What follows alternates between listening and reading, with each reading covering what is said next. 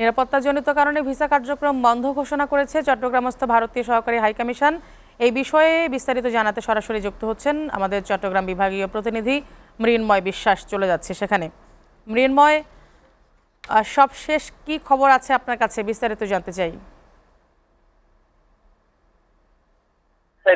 ভারতীয় সহকারী হাইকমিশনের ওয়েবসাইট যেখান থেকে ভিসা কার্যক্রম পরিচালিত হয়, সেখানে আসলে রাতে এই ভিসার যে অনির্দিষ্টকালের জন্য আসলে ভিসা কার্যক্রম বন্ধের যে বিষয়টি, সেটি আসলে ওয়েবসাইটের মাধ্যমে জানানো হয়েছে। এবং পরবর্তীতে আসলে যে বিষয়টি আপনাদেরকে জানাতে চাই, এই ভিসা বন্ধের বিষয়টি আসলে গতকাল থেকে খুব আলোচনায় ছিল যে বৃহস্পতিবার রাতে আসলে যে ঘটনাটি, তখন আমি মূলত এখন দাঁড়িয়ে আছি সেই স্থানে যেখানে হাদির মৃত্যুর খবরের পরপরই আসলে বৃহস্পতিবার মূলত এই স্থানটিতেই, যেটি সহকারী ভারতীয় হাইকমিশনের বাসভবন, আপনাদেরকে একটু আমরা দূর থেকে দেখাতে চাই যে এই স্থানটিতে আসলে বেশ কয়েকটি পক্ষ এসে বিক্ষোভ শুরু করে এবং একটার দিকে কিন্তু একটি পক্ষকে পুলিশ বুঝিয়ে বলা চলে যে অনেকটাই সরিয়ে দিয়েছিল এবং অনেকটা শান্ত পরিস্থিতি হয়েছিল। কিন্তু হঠাৎ করে আসলে রাত 1টার পরপরই আরেকটি গ্রুপ এসে এখানে বিক্ষোভ শুরু করে এবং তারপর পরে আমরা দেখতে পাই যে কোনো আসলে হঠাৎ করে বলা চলে যে পুলিশ এবং সেনাবাহিনীর উপস্থিতিতে আসলে সাথে সাথে তারা ইট পাটকেল নিক্ষেপ শুরু করে এই বাসভবনে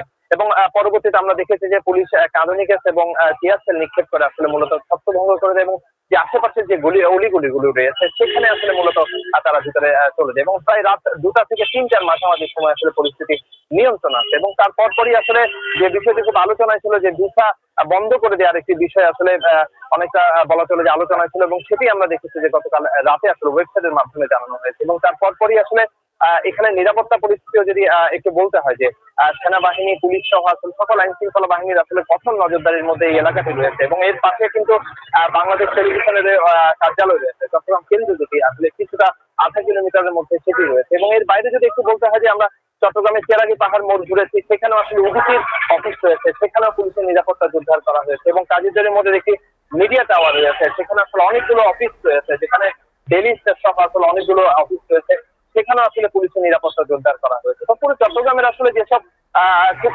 বলা চলে যে খুব একেবারে সব মানুষ সরগরম থাকে সে ধরনের যেসব এলাকাগুলো রয়েছে এবং যেসব স্থানে আসলে গুরুত্বপূর্ণ অফিসগুলো রয়েছে, সেখানে আসলে পুলিশের নিরাপত্তা জোরদার করা হয়েছে। আর যে ভিসা কার্যক্রম বন্ধ করে দেওয়া হয়েছে সেটা দিয়ে কিন্তু সাধারণ মানুষের মধ্যে কিছুটা আসলে অস্থিরতা কাজ করছে, কারণ অনেকে মেডিকেল ভিসার জন্য আবেদন করেছিলেন আসলে ভারতে যাওয়ার জন্য, তারা আসলে অনেকটা ক্ষোভ প্রকাশ করেছিলেন যে কোনো কিছু ছাড়াই যে ভিসা আসলে কার্যক্রম বন্ধ করে দেওয়া হচ্ছে, তারা আসলে কিভাবে চিকিৎসা।